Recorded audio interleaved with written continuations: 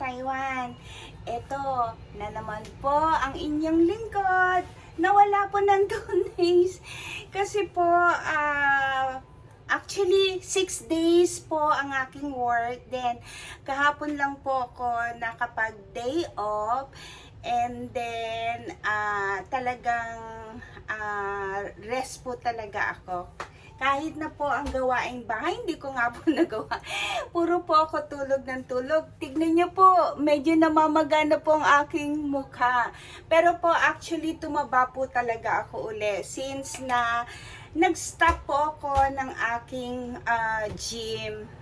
Anyway, nag-stop naman po ako ng gym, pero hindi po ako nag-stop na galaw-galaw, sayaw-sayaw dito. At least kahit pa paano, nababawasan po yung aking nadadigest po yung kinakain ko. At hindi po ganon ka taba. Anyway, mag-start po ulit ako ng aking gym starting today. Kasi I have 3 day off. Okay po. So, ang ating content for today is Chinese dishes. Chinese dish po.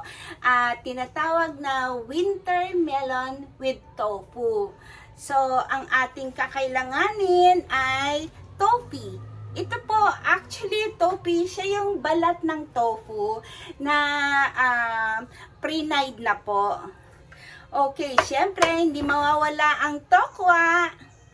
Okay, tapos ang winter melon, ang sibuyas, bawang, at konting sili. So, sige po, magsimula na po tayong magluto.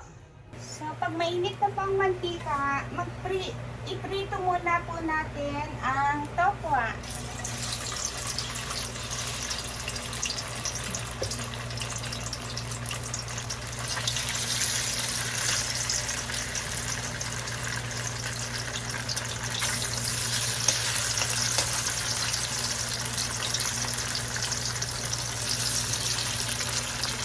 Ayan, hintayin po natin siyang maprito. Okay na po siya, pwede na po natin hakuin.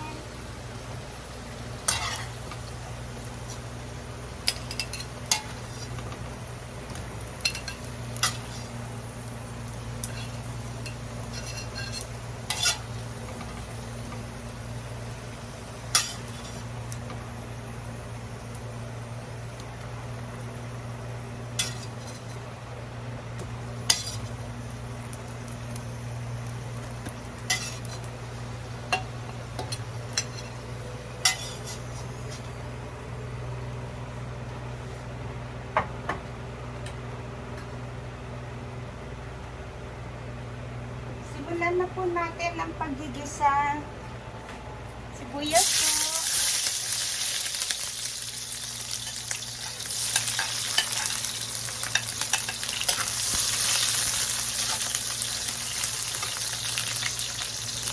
Bawang.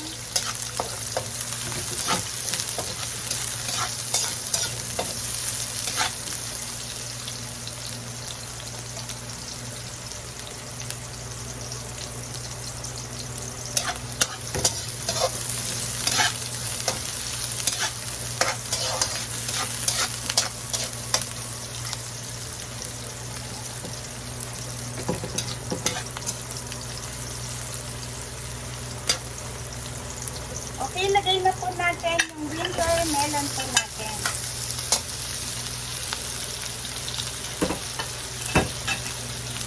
Timplahan na po natin siya.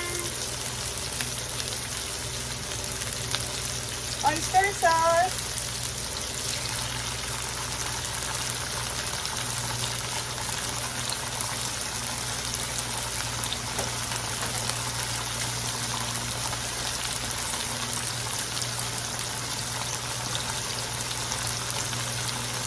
Asin po.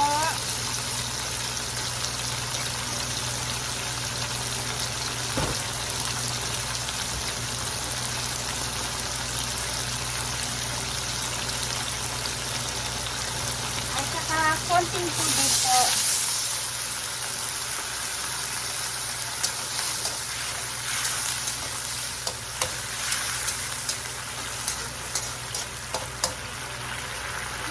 po natin ang ating tofu.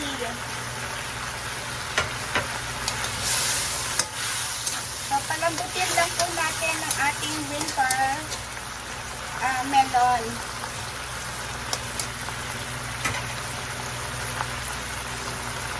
Takpan po natin.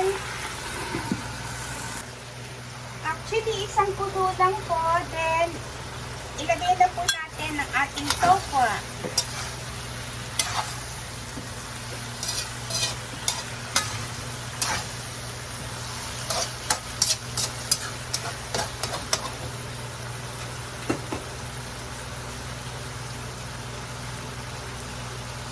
Lagay po tayo ng konti pang tubig.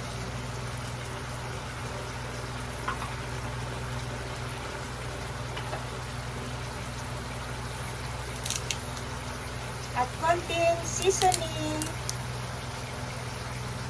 Konti lang po.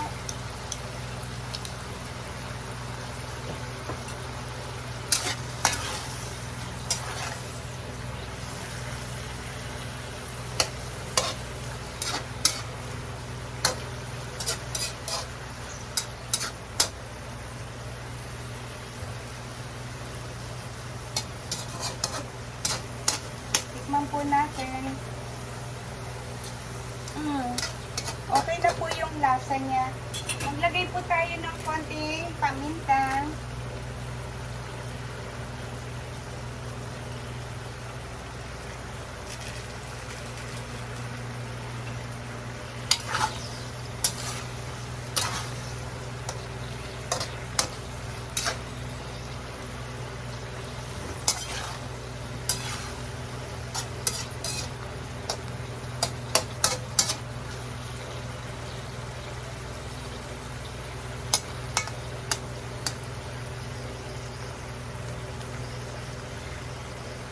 Ayan po, saglit lang po yan. Pwede na po siya dahil malambot na po ang ating winter melon.